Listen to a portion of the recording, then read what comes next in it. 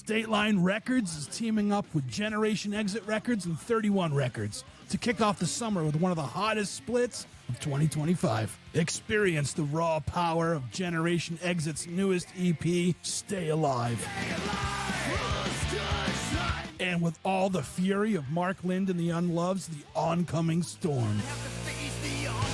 On June 6th, Austin meets Boston to scorch the earth when these two juggernauts collide. Pre-order the 12-inch vinyl now at StatelineRecords.com and prepare yourself to stay alive for The Oncoming Storm with Generation Exit and Mark Lind and the Unloved.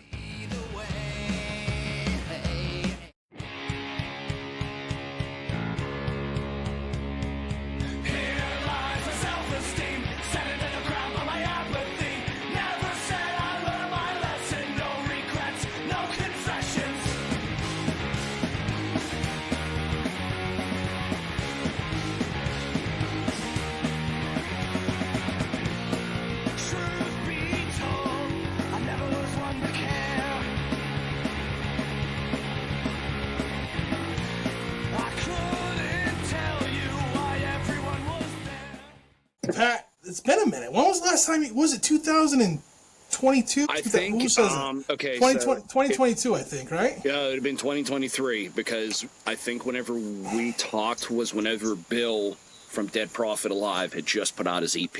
Yeah, was that only last year? What was that? That was only it was 2023. What year is it? What year are we in? I don't even know. Yeah, I think actually, if memory serves me correctly, and that's saying a lot because I can't remember what happened yesterday, let alone 2 years ago. Yeah. I believe Bill dropped the EP April 16th, I believe. We're right around whenever he dropped that. And then I believe it was in the summer whenever we had the podcast episode with you and stuff. Yeah. I think you're right there. I think you're right. I forgot it's 2025. I think that's what happened. Which, by the way, we're going to go ahead and shout out Bill anyway, because he's not only a badass dude, he's been the one that's like, bro, you got to get a hold of Trevor. You two need to talk. Love that dude. Bill's a fucking man. I love Bill too. He came up this past summer. Hell yeah. I had a house show this summer, and he came up for it. Hell yeah, so, dude. Yeah, I think he came up for it. Yeah, he did. Yeah, he was gonna. I told him that he was gonna camp out, and he decided to drive home, I think. But he did come up for that one. Yeah. So I was trying to get him out. We just had one in March, but he couldn't make it to that one too. We had one inside. I do those. I did one a few years ago, and it went well. We had like 20 people here, which was cool considering my one-bedroom apartment. But it went well. The musicians made a little cash, which was cool. And then I had a friend who was touring last summer, and he was like, "Hey, he needed I said you could stay here," because he was going to be in New England. Yeah. And then he said he needed a show on that Saturday, and I said, "Let's do a house show." So I got a couple more musicians to come. Hell yeah, dude. That's what's up. Yeah. We had about 44 people. That was pretty cool. Those are honestly, I find that. Like what you're talking about and the dive bar shows, which I haven't really been show promoting this year. I've kind of taken a break from that aspect, from Seethe and whatnot, but dive bars and house shows are my favorite. I love the big, cool venues and all that with the crazy, but dude, when it's just something about it just being raw, you're all just stuffed in a room, everyone's close, the sound is shit, the beer is cold, and, as long as the vibe's right, dude, you'll remember that shit for the rest of your life. Yeah, that's what it's about in my book. That's where, that's the school I come from. That's right, man, that's right. I know I'm going to ask you this about playing shows live. I don't think, and this is embarrassing to say, I don't think I've ever seen a nu metal show where it wasn't either a festival, you know what I mean? Yep. Where there's mega bands or a big name act. So how does that work? I've seen Static X in smaller clubs. They weren't really huge clubs or anything like that. So I guess it would work the same, right? How does it work in a smaller venue when you do something? Because there's so many moving parts. I feel like there's way more moving parts in nu metal than there is in a folk punk band. You know what I mean? No, 100%. And that was honestly something that, because like I said, over the last couple of years, I've been sort of throwing shows and stuff off and on. There's a bar over here in town. They just changed the name of it, but for this, I'm going to call it Double Dealin'. Double Dealin' Cafe is where we had it. we started throwing shows there back in 2019, pre-COVID. At the time, whenever my band Nine Stitch Method at the time was, which SM is still a thing, but at that time, whenever that was my sole, the only thing I was involved in, we got signed to a local label here in Pittsburgh called Brutal Business Entertainment, and that was we were the first metal act signed to them. They were a predominantly like juggalo, darker hip hop type label, and one of the acts that was signed with us, the East Coast Crazies, they're from the same area as us as well, and they were like, hey, like, I know the guys that own this bar, they got the sound system and everything, like they said we can come and throw down, so it was just mainly like it was a night of a bunch of different kinds of hip hop. You had some regular rap and hip hop, then you had some horrorcore, and then 9SM being only a two-piece, I sing lead vocal, Yeti plays guitar and does backup vocals with me, and then we have the rest of the the drums, the bass, and lead guitars and stuff. We have that all backtracked. It was a really cool night, and we kept a pretty good rapport with them over the years. When COVID happened, whenever the bar eventually opened up a few years later, it came into new ownership, and I got to meet the new owners, and they were like, yeah, dude, 2020, end of 2022, we were releasing our EP, Ill Omen, The Harbinger, and we had our release show there just to kind of like take it back. Like, hey, things are going back to normal. This was the last place we played, one of the last places we played before COVID. And then, now things are opening back up. We're going to throw it down here. And it was a crazy good night, good turnout. The vibes were great. Mm-hmm. Honestly, I didn't find this out until after the fact. This goes along with crazy things that have happened at your shows and whatnot. Yeah. So it's like 1 o'clock in the morning, the bar's kind of closing down, we're done playing at that point, and everyone's packing up and, leaving and saying our goodbyes and everything. Found out after we left that a bunch of dudes went in the bathroom and they just jacked off all over the fucking wall of the bathroom. It was so like, come back a couple months later, and I'm like, hey guys, looking to set up another show and whatnot. And they're like, dude, like, we'll gladly have a show with you. Like, your people you brought in, like, we got to tell you about this one fucking thing that happened. Yeah. I'm like, oh yeah, what happened? I'm like, ugh. Yeah. Like, there was none of that going on. Like, where did that come from? Yeah, that's so weird. Yeah, but So for a while there, every couple months, I was throwing shows there, mainly working with a lot of smaller solo and duo acts that did kind of like what Seethe and Nine Stitch Method did. Mm-hmm. Hip hop, some hip hop here and there, acoustic solo acts. Then where it kind of was, people started throwing smaller scale touring bands, and like, hey, yo, like, trying to get into Pittsburgh. I really can't. I'm not hearing any, back from anybody. Do you know anything that can help? And I'm like, I can, like, yeah, like, I got you. Like, let's set the date up. I'll shoot you guys some money. We'll feed you. You know what I mean?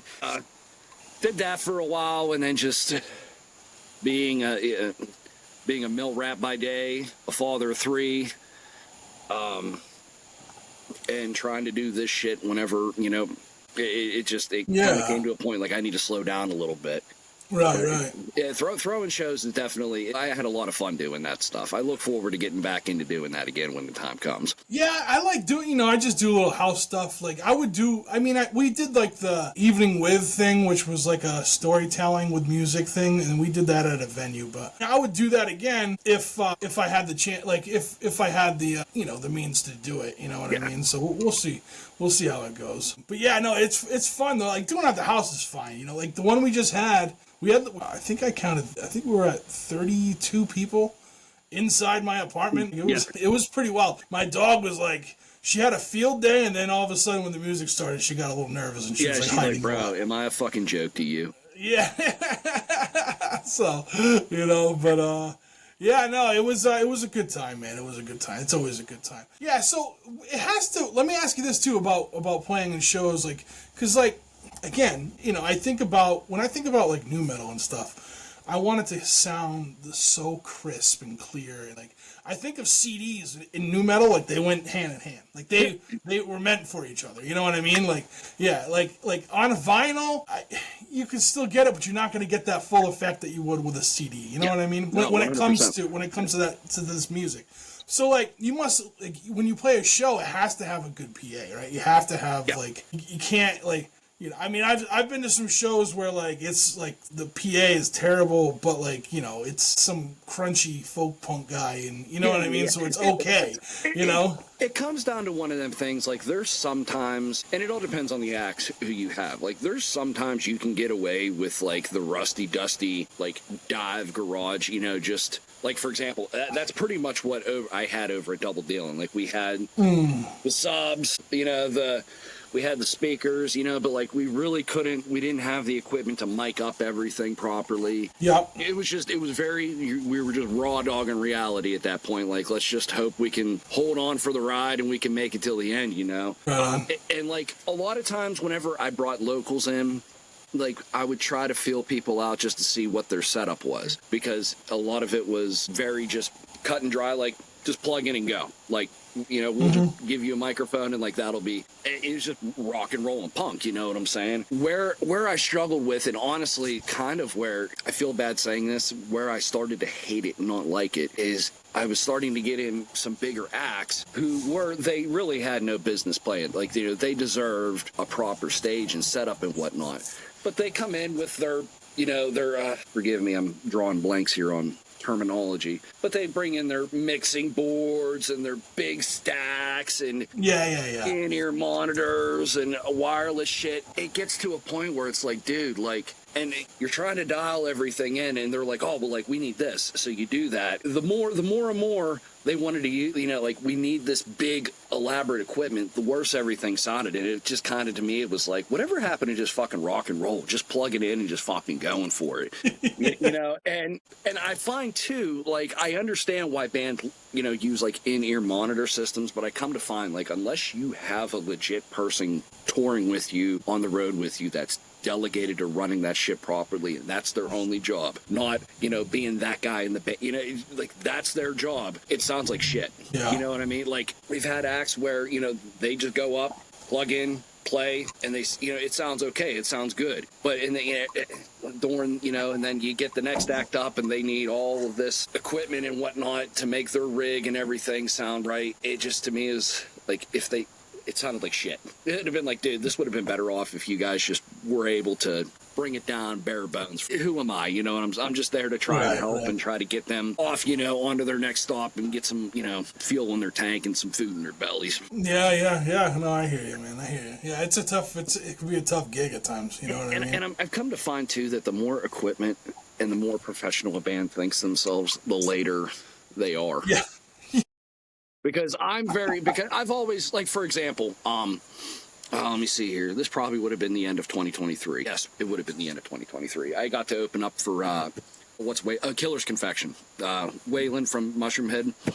Like, the gig didn't start until 6. I was there at, like, 1. Like, they were already there, but I rolled up the Keller band, the other band that opened up with me. That's Keller, Kellar. Very early 2000s, late 90s rock band. Killer. But, so, like, we're kind of bullshitting with them, and then we're talking to the band and whatnot, you know, and then we helped them load in some of their gear. We did sound check, and I was the only solo act on it was just me, you know, as Seethe. And, like, we did the sound check, and I'm watching Waylon walking back and forth, and he's kind of like, yeah, and, you know, I'm, like, you know, doing the growls, and, you know, people are vibing. I went to open up. I don't know what the sound guy did. I'm going to call him Gary. Gary, fuck you. You fucked that show up, bro. Like, man. But I managed to get through the set. It didn't go the way I wanted it to. And that venue, Preserving Underground here in Pittsburgh, it's a beautiful place. It's a church. It was a church. Now it's a record store and a venue. That's awesome, yeah. It's an awesome place, but it's just one of them places where no matter what I do, no matter how much money they throw at me to play there, which I'm grateful for, I never have a good show there. The audience just doesn't fucking like me. I do a pretty good job of, even if I'm having a bad set, because I love walking around, getting into the crowd and whatnot and interacting and feeding off it. That's my bread and butter, and that's what gets me off during a performance. And normally, even if they're not digging my style, like, I can get them to respect it and have fun with it and laugh with me and joke with me. Right. But the drummers from the Keller band, that show, that A Killer's Confession show, the drummer's dad's just kind of sitting there, you know, and I get up to him and I'm like in the microphone, I got my arm around, and he's just like stonewalling me, just he's like, holy fuck, this is the tough shit, dude. God damn. But that's rock and roll. You just Yeah, you you just just go roll with with the it, flow man. and got to keep going. That's all you can do, man. That's it. That's all you know, can do. what's the name of that place? Preserving Underground. See, I never had a chance to give Pittsburgh a chance when I was in Cranberry Township because I was there during COVID. Yeah. So everything was shut down. You know what I mean? But that sounds like a place I probably would have went to. You know what I mean? Especially like be doing the record club / venue thing. That's awesome. Yeah, you know? yeah. And in the basement, there's like it's almost like a nice hardcore like shrine of like different acts and stuff from that era, different memorabilia and whatnot. It's a really, really cool place. It's awesome. That's I love cool. it. It just happens to be not a good place for me to play shows. That's all.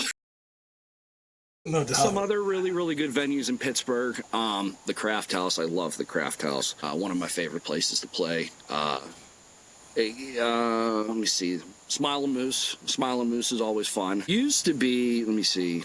It was called the Diesel Lounge, but it went through. It's not even there anymore. I can't even remember what it's called now. But that was fun. Enclave, that was fun. I got to go up one of the touring acts. We were opening up for Attila and Twisted, and I got to get one of the other opening touring acts. They had me and another buddy of mine, Ty-Fi, who's another solo artist, kind of akin to Seethe, very hip-hop, and he's very like Attila, like metalcore with like hip-hop and stuff for the vocals. But they had us up, and we closed their set out with Bodies by Drowning Pool. Yeah. We had the place erupting from front to back, left to right. It was fucking fantastic. That was a good night. That was honestly probably one of my favorite shows we've ever played. It was a good time. Right on. Yeah, that's cool. That's cool. Yeah, all right, so let me think here. I was thinking, so it was 2023 was when you were on. We had an introduction to you alongside Bill, and then we talked about the project, Bill's project. But we touched on Seethe, but we didn't get deep into it, right? So I happen to be on your Bandcamp, dude. You got a ton of releases. Yes. How far back do these go? You've been releasing stuff as Seethe? Seethe originally started back in 2020 because of the pandemic. That's honestly the sole purpose Seethe ever came to be. Because like we were Non-Stitch Method at the time, we had like a little tour under our, like a little weekender, week-long type thing. Let me see, we opened up for like Hinder, Trapped, Soil. Yeah. We opened up for Soil a couple times. Them guys are awesome. We were supposed to open up for Soulfly. There was another one we were supposed to open up for Mushroom Head. I believe we were. You ever heard of 156 Silence? They're from Pittsburgh, but like they're a hardcore band, but like they're broken out, like they're at like legit now. I think like up in Erie, about an hour and a half north of us, I think it was supposed to be like 156 Silence and Kubla Khan. Our buddies in oh my god, I can't remember their name. They were like a thrash metalcore act. I can't remember the name. Oh my god. But yeah, our boys in Feast on the Fallen. It was but then COVID happened, and like all these crazy, amazing shows we had lined up just cut dead out of the air. Yeah.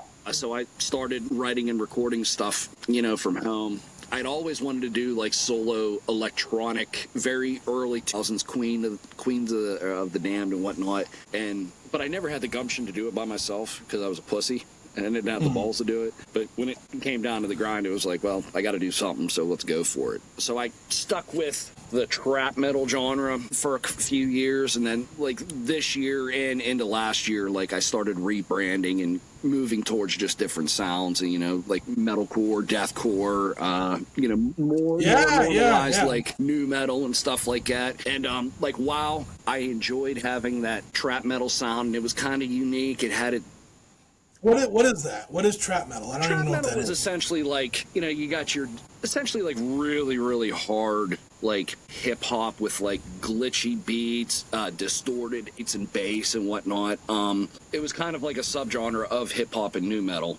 And it was very with like acts like Scar Lord and Ghost Main and stuff like that. Like they kind of pioneered that in the late, like 2015 to 2020. That sound really, really blew up. Okay. And I was like, all right, like I can kind of fuck with this. Like, let's just go with it and see what happens. Ironically, the song that is about to drop here in a couple weeks, Reprieve, the hook on it, the chorus, is actually the same lyrics and vocal melody and cadence and whatnot as the very first Seethe song that was written and recorded. So it kind of came around full circle, and with it being like just kind of this like dark hip-hoppy type vibe with this Marilyn Manson wannabe motherfucker over top of it to like Reprieve arguably is one of the heavier songs I've put out to date. So it's kind of neat, kind of cool. Dude, it's brutal. I loved it. And again, like it's because it's way different than like Oceans. You know what I mean? Like it's completely different.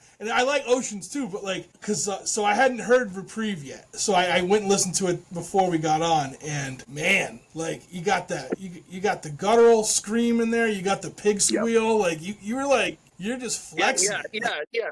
Well, that's kind of the beauty about being a solo artist. Like, if you go over the last 6 months, the songs I've put out, like, there's songs that are very, like, Linkin Park. And then there's, you got anything from Linkin Park to, like, Knock Loose and, you know, just shit like that. You know, some melodic, a lot of heavy typically. But I like being able just to mix it up and do whatever I want. You know what I mean? If I want to hit you with the feels, I'll hit you with the feels. If I just want to pound your face into the ground, you know, screaming in your face, I can do that too. So what have you had? 4 releases so far this year? Reprieve would be number 5? Let me see here. January, I dropped Mandela Effect. February, I think I did IDT, Falling in Weight, and the Depths. Depths was one that it was a really, really heavy one. And honestly, I was kind of taken because I wasn't expecting people really like latched onto that song. I was like, but people like seeing that, like that heavier side come out, you know. I just was one kind of like what we were just talking about Reprieve. Like I was just, and nothing was sacred. I'm taking anything and everything out in my path. And then that's 3. And then I dropped Oceans, yes. And then I have another song that I wrote for my mom. She passed away the end of last year. I appreciate that. One of them things, like I want it to be absolutely perfect. I was going to put it out, but I had Reprieve on the side kind of all ready to go. And I'm like, you know, I'm going to pull this track back and then I'm going to put Reprieve in its place. And those 2 songs side by side, they're literally night and day, yin and yang. One's very pretty melodic and ambient, where the Reprieve is just, you know. Yeah. That's awesome. I think that's how you do it, man. Like I have a buddy who last year he decided to drop a single a month. And then at the end, like make it a record and throw something extra on there, and like it seemed to be, as far as like the algorithms and Spotify and all those places, like that's where it seemed to work better that way. You know what I mean? I guess that's just how it goes now. That's been because, like, for example, last year was a very, very prolific year. Like, I think I was dropping like a 3-track EP like every other month. And if I wasn't dropping I had it like I think I released like upwards of 20 songs last year, maybe more. I can't remember. But I was very like EPs and albums. Like I went from doing albums in 2023 and 2024, instead of doing 5 to 10 songs, I would do 3 to 4, 3 to 5 maybe. Yeah, an EP's good, you know, especially like your songs, you know, they're not like 2-minute punk rock songs, you know what I mean? And then like this year I've dialed it back. It was a conscious choice to dial it back to I've been doing like I said, 1 song a month. Actually, like up here in the attic is where I record and everything. But during the summer, oh my God, it's so hot. Like I try to get up here and record. Some of Bill's EP was recorded up here during the months of the summer. And like that dude, I hope he knows how much I love his music and his talent in him, because I was up here sweating my balls off, dripping wet, literally like just wringing my clothes out by the time I get done working a track up here. So I kind of have it to where I'm trying to get things set up ahead of time and have stuff like when it gets, because I'm not worried about shows and practicing and stuff, get stuff recorded ahead of time so I don't have to like, oh no, like I need to keep, because unfortunately in this day and age, you have to keep having steady content. And that's really been working, just doing 1 and done a month. And, you know, you put your sole focus and money into promoting that however you see fit. And then, you know, you're on to the next one, you know. Yeah, it's just the nature of the beast, man. It's different now than we were kids, you know. No doubt. Way to put it, man.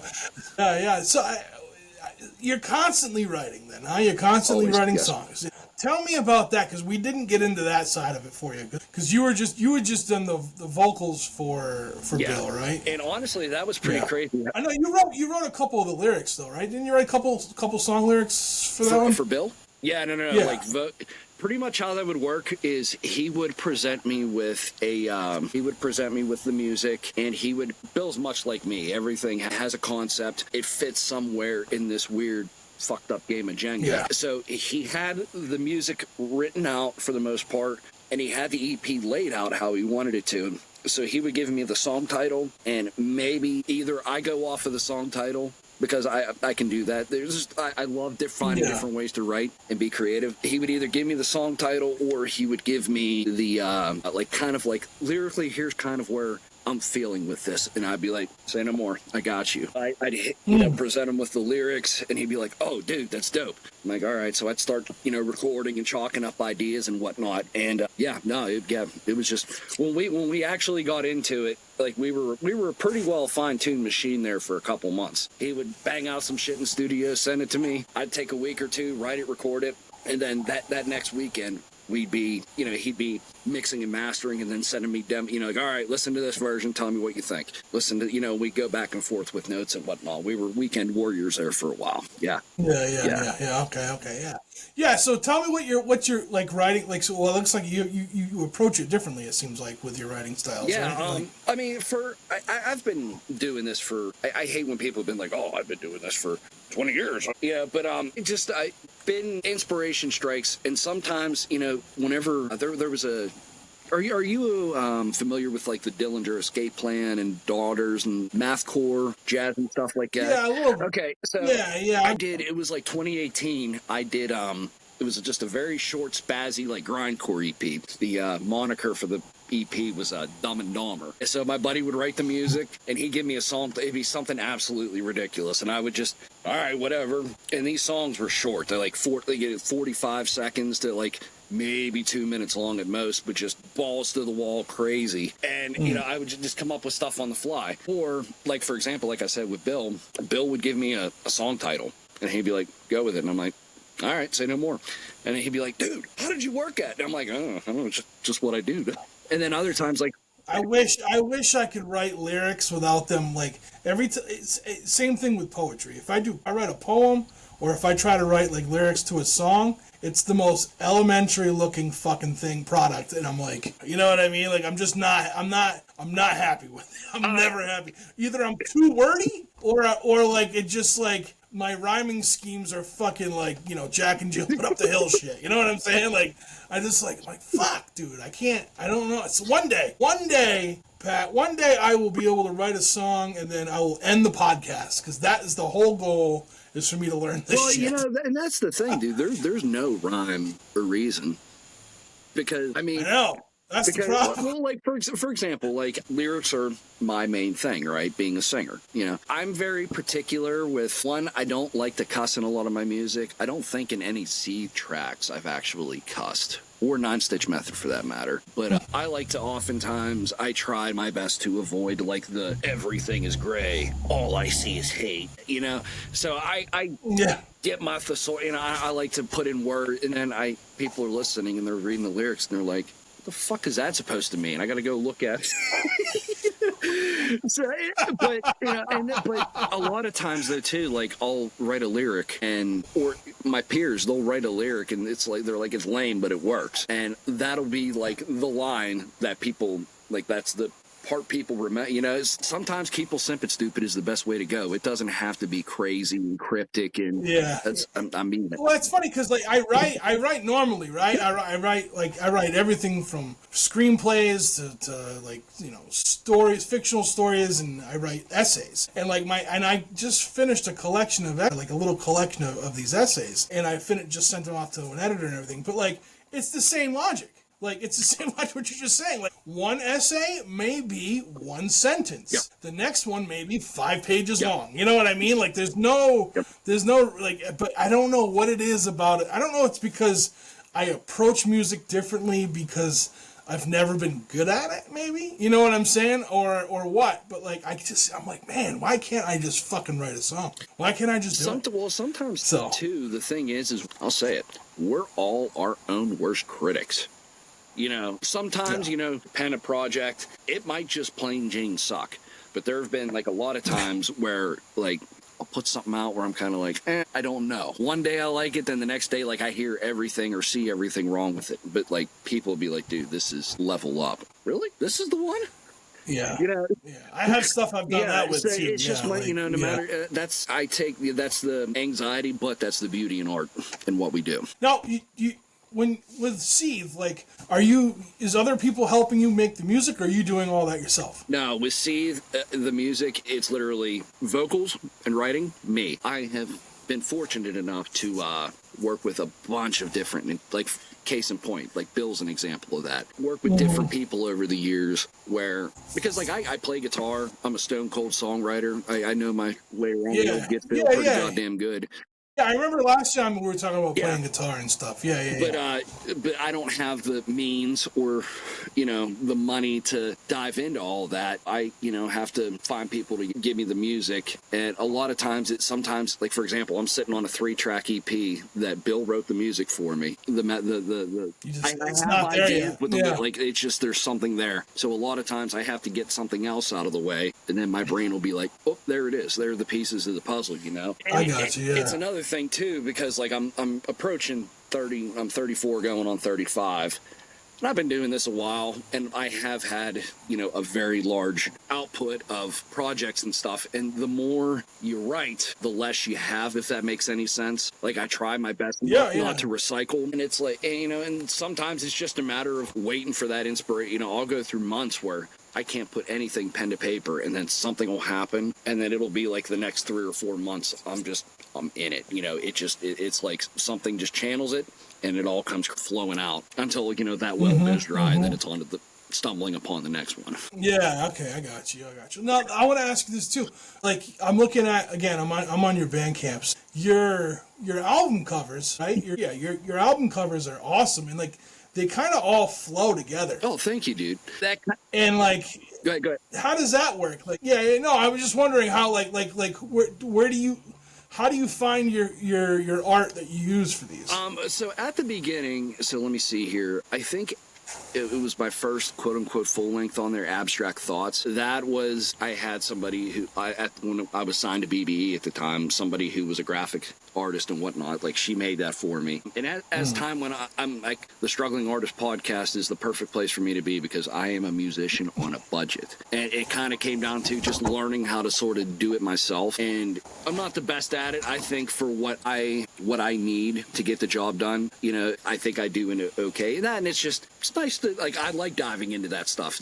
Sometimes it can be painstaking, but that's fun. So I kind of took over that, doing the art and whatnot versus outsourcing it. So yeah, just a lot of times I get like the visual in my head of whatever this project or single is going to be, and then it comes out. Yeah, it's cool because like I'm like, and like just from watching it, like I'm going from bottom to top, right? So from your oldest releases to your newest ones, and like you can see this progression in it too, which makes sense if you took it over after like the first one, you know what I mean? So, but no, it's cool though. It's cool, and like again, it flows. Like it's flowing the whole thing, and I understand what you're saying, because like, so like when I was doing the podcast, when I first started this thing, like I hired someone to do my first logo. That was it, and then from there, like I would just put up like pictures of the guests on. Just a picture of them, and then the next picture would be my logo, right? Because I didn't know how to do any of this shit. And eventually, like, one of my guests, like, put themselves on the logo, and I'm like, oh, that's cool. Can I keep that? Because they put, like, a little frame. They're like, yeah. So then I had someone helping me put people's pictures in there, and then it was like, I tried doing it, and it looked bad, and then someone else was helping me, and then eventually I'm doing it all now. Like, I do, even like, I'm doing all of our video editing except for one of the monthly shows, which is the best looking video that we have because I'm not doing it. And then like I do like, I've always done all the audio stuff myself, but I've gotten better at that. Like, I went to school for this shit and I fucking forgot it because I hadn't touched it in 20 years. Come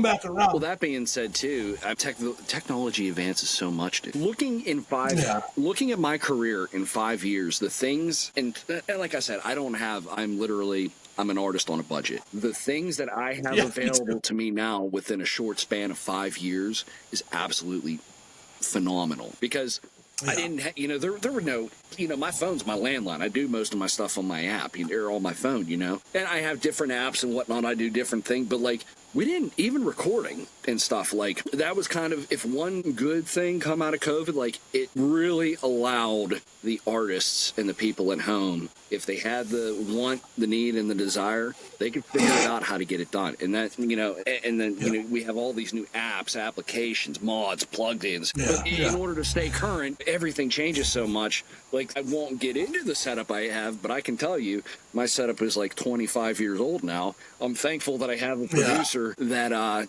he does a pretty damn good job of me handing him a diaper full of shit. I'll be like, make it go. And he does it. You know what I'm saying? Technology's just insane, man. It's crazy. You're right. And like this platform we're using now to do this conversation with, I went on a podcast that used it and I really liked it. So I was like, I'm going to try it out. And I did like a free trial and I'm like, oh, this is pretty cool. I'm going to sign up and use it. And we wouldn't have video if we wouldn't have, well, we probably would have it by now, but because of the capabilities and like, just because like I'm essentially a one-man show. You know what I mean? Like I'm the only, like, I have help with some things, but like mostly I'm doing everything myself. I'm booking the guests, I'm recording it, I'm editing all this stuff. So like when this thing is like, once we're done, I'll be able to take it and I'll just hit up, like I have a thing set up, like almost like a template, and then it's gonna make a bunch of video clips for me. Like it knows what to look for because I wrote it all in. Now, if I didn't have that, I probably would. Where are we? It's April. I probably would just now be starting to do video because I just needed the time. I didn't have the time to just sit there and do it, But now and again, like I went to school for TV and audio, like you know what I mean? So like I can take video and put it into a video program and edit it. I just didn't have the time. Like that was the tough thing, So this makes it a lot easier. But I will say, like the guy Jeff who does the monthly turntable show, he's a pro. He makes that thing look so good. I've been like trying to mimic it so I can make these videos look similar, but like I'm like, I can't do it. I don't have the time. Yeah, it's one of them things, like you can tell.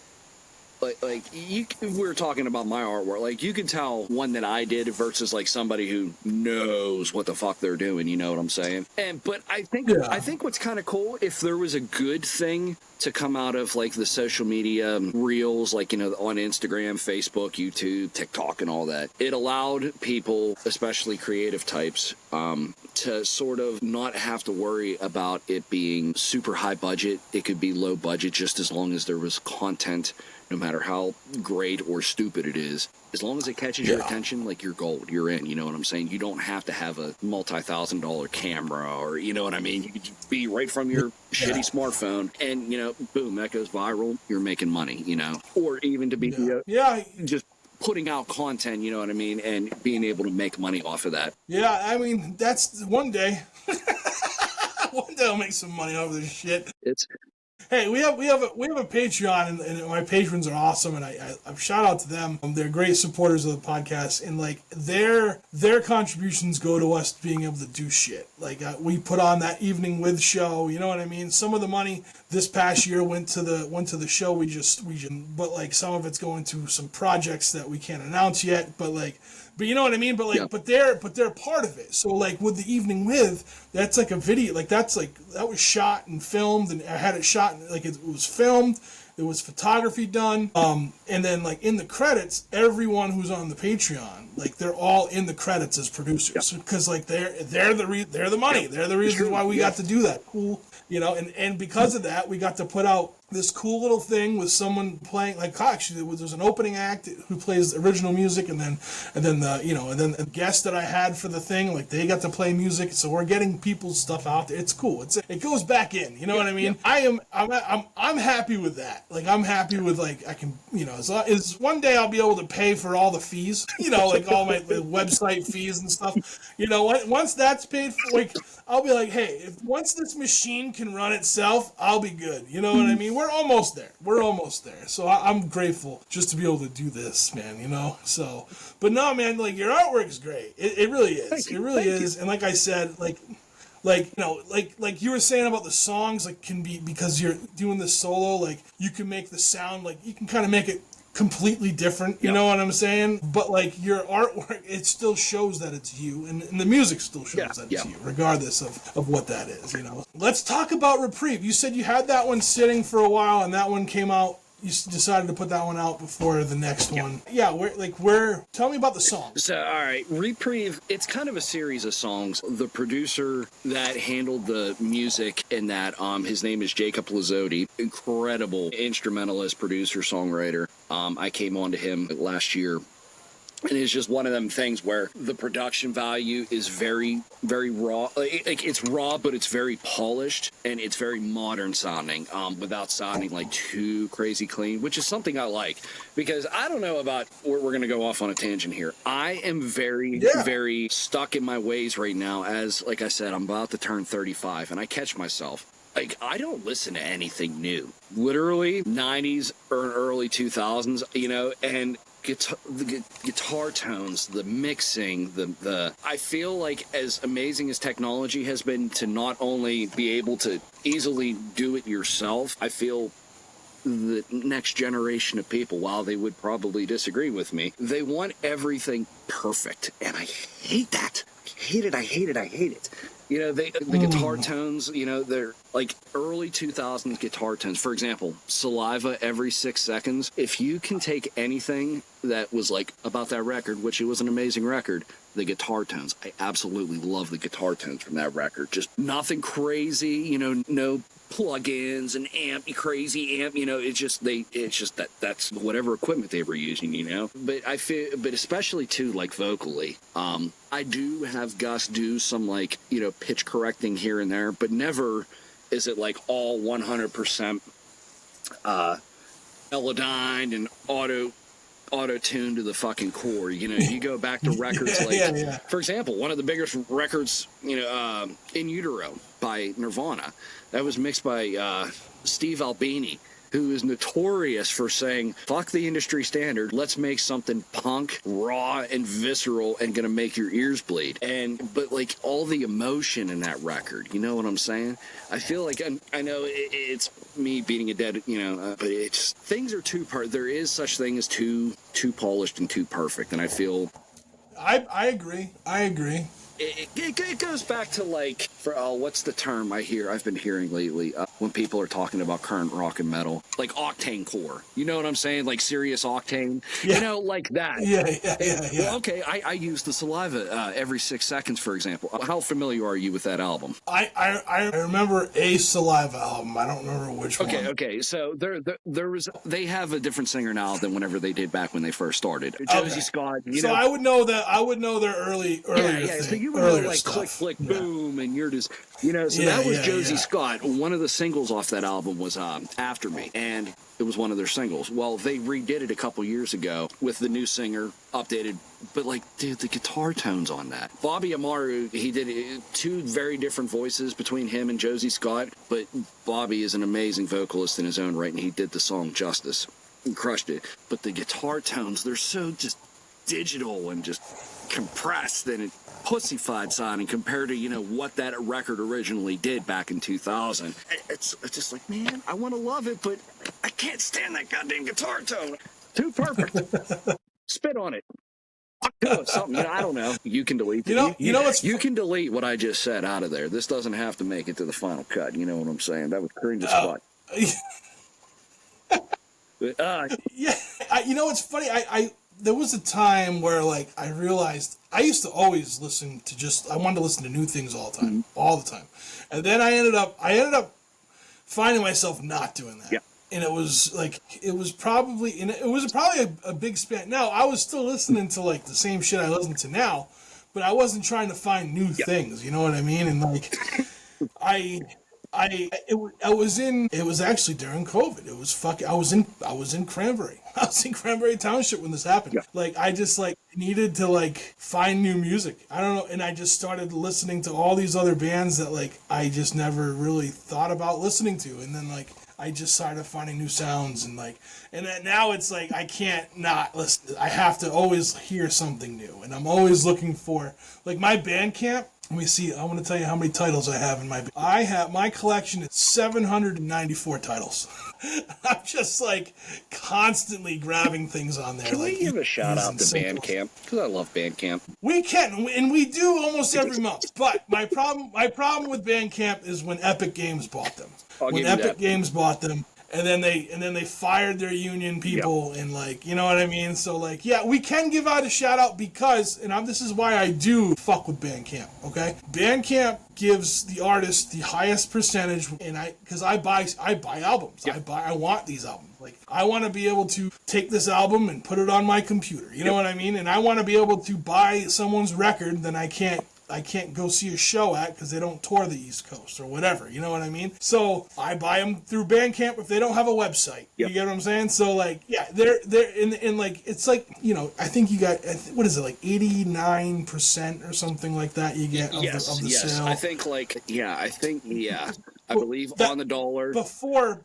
Yeah, I believe on the dollar you get 89 cents. Yeah. And that's like, something like that. Yeah, so I mean, it is like, until I find a place that has, like, does it, like, that's even better than that, like, that's kind of where I gravitate to. You know what I mean? So, too, what's awesome, what I like about Bandcamp is, like, when you purchase it, you can get the MP3s, you can get the waves, you can get the FLAC. You know, they give you a bunch of different options and stuff like that. They do. Yeah, which is something that doesn't happen really anywhere else. You know what I mean? So I always thought that was an interesting thing to take away from that. I ended up shit canning Spotify. I don't do.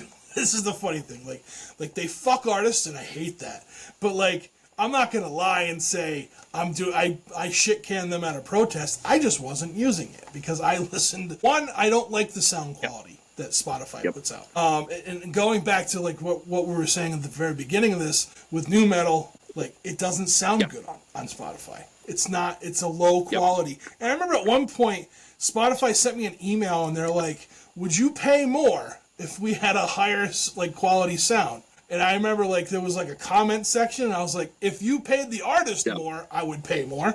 But you're not going to pay the artist more. No. So fuck you, you know? I don't use it. Don't use it out of spite, but it's ironic. Ironic because that's what I have to push. You know what I mean? Like, I loathe it to my core, but it's the necessary evil, I suppose. You know what I mean? And honestly, it's just, it's crazy because I've been very much like, just, I'm done with social media. Just be it all the political stuff on there, and just I've been like, you know, I want to get away from this. Like, I need to.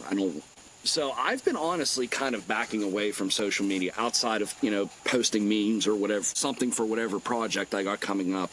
And it's kind of crazy because they obviously change the algorithms, and you know, and if you're not spending whatever to catch the algorithm, or if you don't understand the back door of the social media sites and what, you know, you're pretty much just you're shooting it in the wind. And I bet, you know, but you get down because you're like, man, like the same two people or like, you know, are only liking my stuff, you know. But as I back away and I not really pay attention to it, and I look at the actual numbers and the stats from the projects that I'm putting out and attacking, even though from a, you know, look like, oh, this dude, not that I'm big or anything, but I'm watching the numbers and stuff of what actually matters go up, and you know, versus spending all day online. You know, it's just, I don't know. There's no goal, and a lot of times it's merely luck. You know what I mean? Like, you can do all the right things, put in the right prompts and whatnot, but just sometimes it just doesn't catch. And the consumer market, you know, everybody's so ADD and, oh, cool, we got this. Okay, what's next?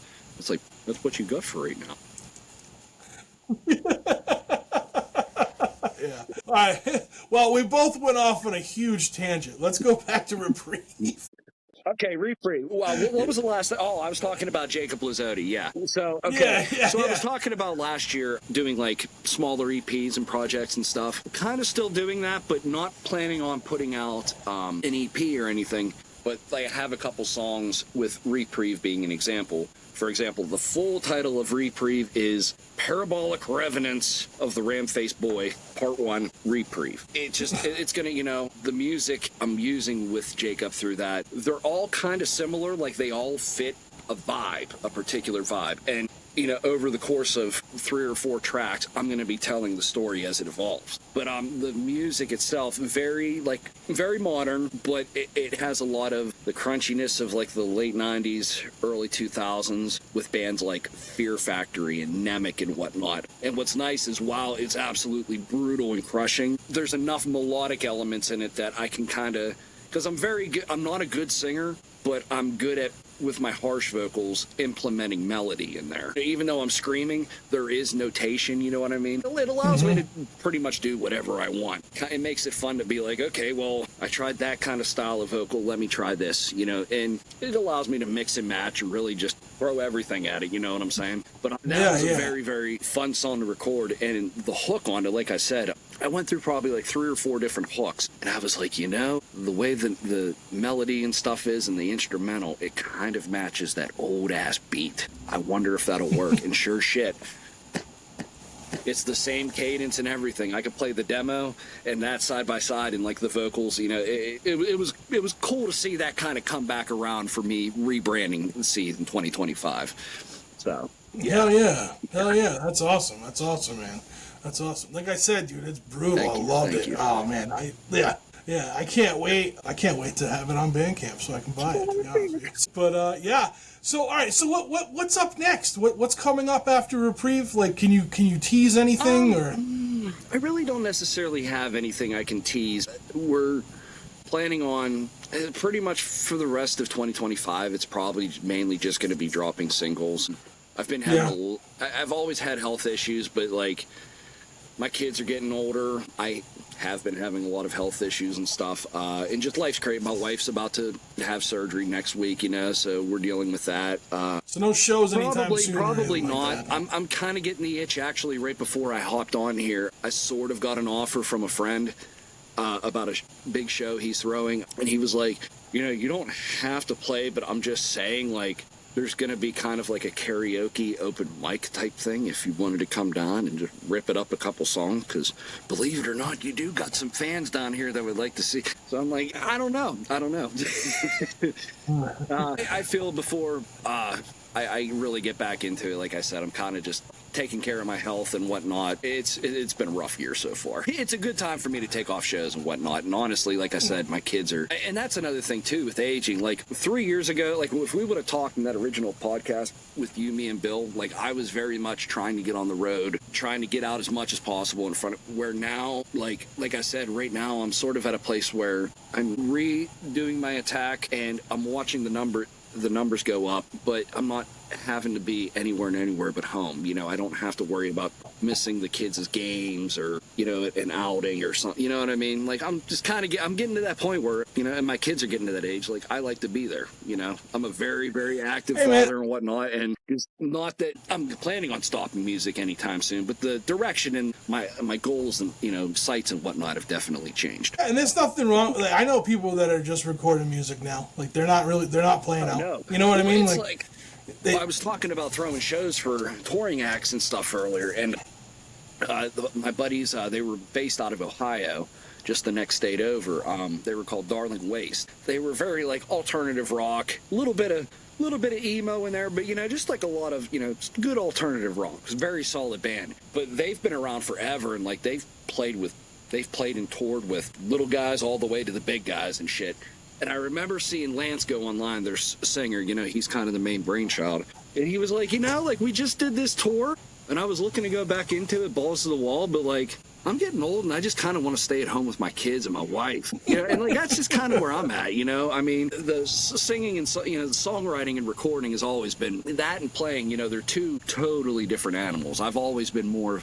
While I love playing out and whatnot, I definitely get more from the songwriting and the recording and creative aspect of it. And just I can do that from home, and my son, it's actually pretty cool. My son wants to be a rapper. We've been kind of delving into that side of things. One of the producers, he's produced a bunch of my beats. His name is Slaughter. He's from over in the UK. He made my son's very first rap beat.